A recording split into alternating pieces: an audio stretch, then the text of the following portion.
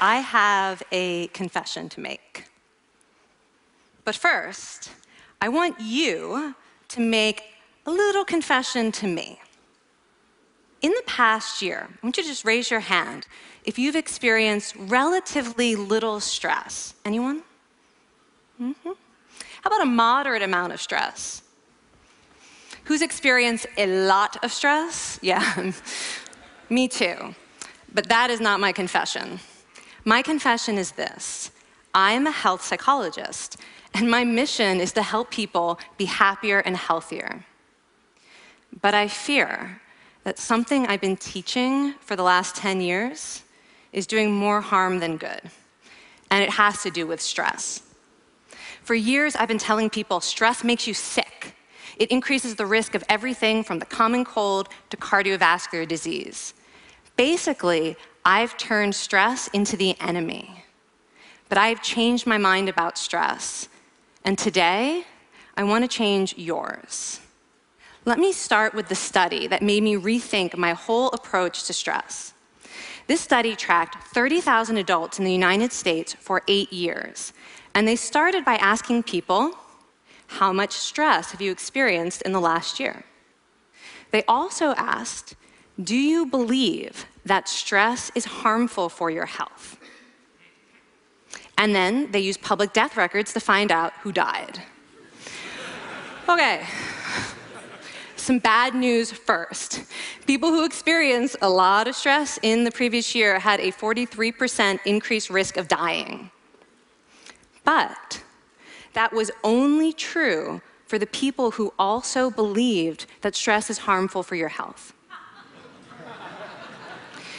People who experienced a lot of stress but did not view stress as harmful were no more likely to die. In fact, they had the lowest risk of dying of anyone in the study, including people who had relatively little stress. Now, the researchers estimated that over the 8 years they were tracking deaths, 182,000 Americans died prematurely, not from stress, but from the belief that stress is bad for you. That is over 20,000 deaths a year. Now, if that estimate is correct, that would make believing stress is bad for you the 15th largest cause of death in the United States last year, killing more people than skin cancer, HIV, AIDS, and homicide.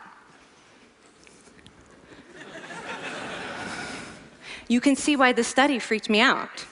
Here I've been spending so much energy telling people stress is bad for your health. So this study got me wondering, can changing how you think about stress make you healthier? And here the science says yes. When you change your mind about stress, you can change your body's response to stress. Now, to explain how this works, I want you all to pretend that you are participants in a study designed to stress you out. It's called the social stress test.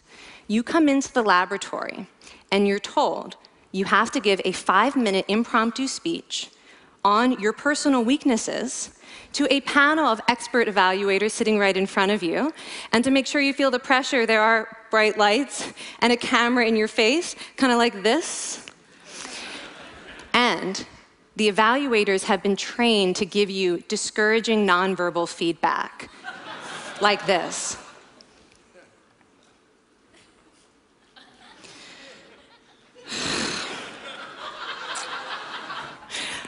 Now that you're sufficiently demoralized, time for part 2, a math test. And unbeknownst to you, the experimenter has been trained to harass you during it. Now, we're going to all do this together. It's going to be fun. For me. Okay.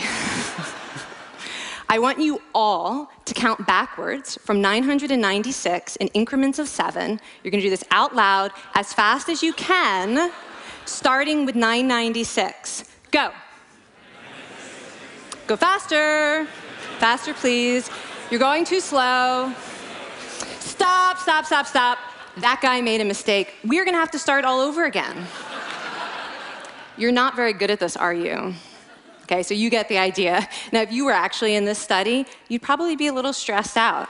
Your heart might be pounding. You might be breathing faster, maybe breaking out into a sweat. And normally, we interpret these physical changes as anxiety or signs that we aren't coping very well with the pressure.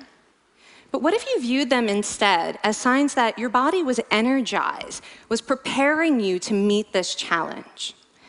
Now, that is exactly what participants were told in a study conducted at Harvard University. Before they went through the social stress test, they were taught to rethink their stress response as helpful. That pounding heart is preparing you for action. If you're breathing faster, it's no problem. It's getting more oxygen to your brain. And participants who learned to view the stress response as helpful for their performance, well, they were less stressed out, less anxious, more confident. But the most fascinating finding to me was how their physical stress response changed. Now, in a typical stress response, your heart rate goes up and your blood vessels constrict like this. And this is one of the reasons that chronic stress is sometimes associated with cardiovascular disease. It's not really healthy to be in this state all the time.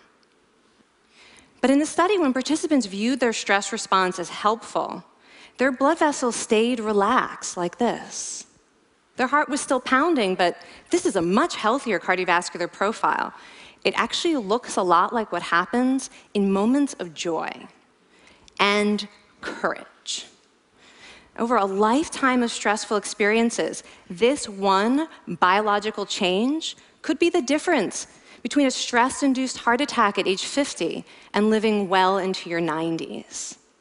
And this is really what the new science of stress reveals, that how you think about stress matters.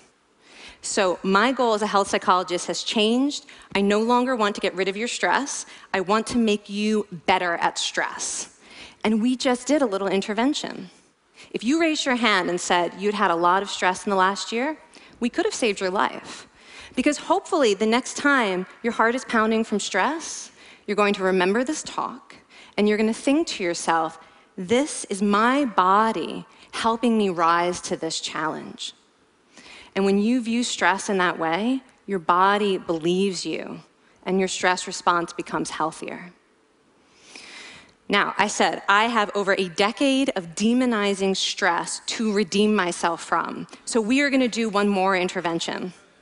I want to tell you about one of the most underappreciated aspects of the stress response. And the idea is this: stress makes you social. To understand this side of stress, we need to talk about a hormone, oxytocin. And I know oxytocin has already gotten as much hype as a hormone can get. It even has its own cute nickname, the cuddle hormone, because it's released when you hug someone. But this is a very small part of what oxytocin is involved in. Oxytocin is a neurohormone. It fine-tunes your brain's social instincts. It primes you to do things that strengthen close relationships. Oxytocin makes you crave physical contact with your friends and family. It enhances your empathy. It even makes you more willing to help and support the people you care about.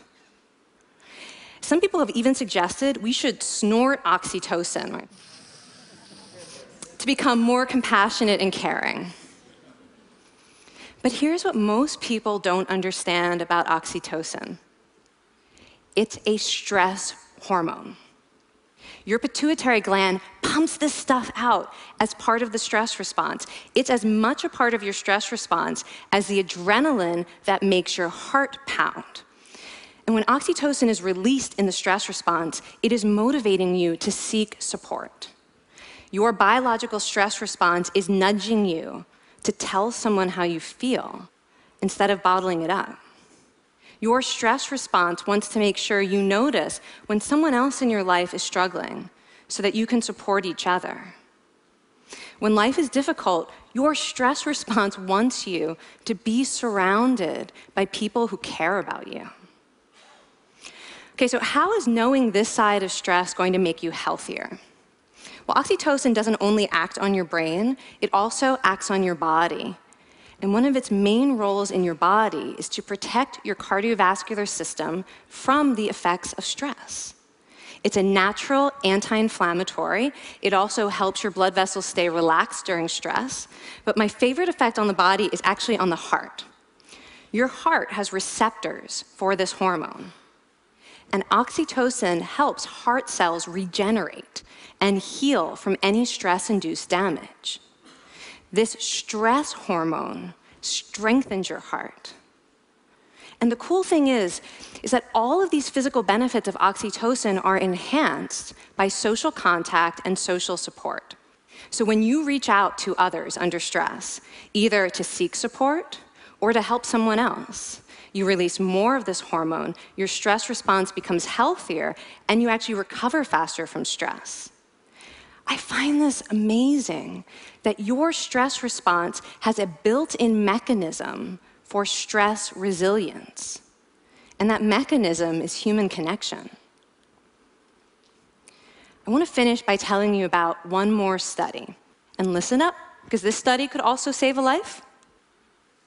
This study tracked about 1,000 adults in the United States, and they ranged in age from 34 to 93. And they started the study by asking, how much stress have you experienced in the last year? They also asked, how much time have you spent helping out friends, neighbors, people in your community? And then they used public records for the next 5 years to find out who died. Okay, so the bad news first.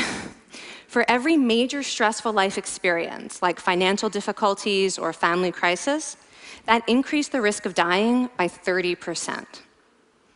But, and I hope you are expecting a but by now, but that wasn't true for everyone. People who spent time caring for others showed absolutely no stress-related increase in dying, 0. Caring created resilience.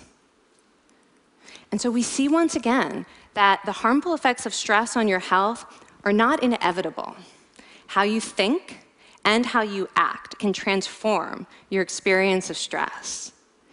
When you choose to view your stress response as helpful, you create the biology of courage. And when you choose to connect with others under stress, you can create resilience. Now, I wouldn't necessarily ask for more stressful experiences in my life, but this science has given me a whole new appreciation for stress. Stress gives us access to our hearts. The compassionate heart that finds joy and meaning in connecting with others. And yes, your pounding physical heart working so hard to give you strength and energy. And when you choose to view stress in this way, you're not just getting better at stress, you're actually making a pretty profound statement. You're saying that you can trust yourself to handle life's challenges. And you're remembering that you don't have to face them alone. Thank you.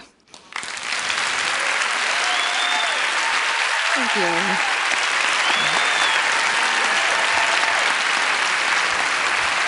I mean, this is kind of amazing what you're telling us. It seems amazing to me that a belief about stress can make so much difference to someone's life expectancy. How would that extend to advice? Like if someone's making a lifestyle choice between, say, a stressful job and a non-stressful job, does it matter that which way they go, that it's equally wise to go for the stressful job so long as you believe that you can handle it in some sense? Yeah, and one thing we know for certain is that chasing meaning is better for your health than trying to avoid discomfort. And so I would say that's really the best way to make decisions, is go after what it is that creates meaning in your life, and then trust yourself to handle the stress that follows. Thank you so much, Kelly. Thank you. It's really cool.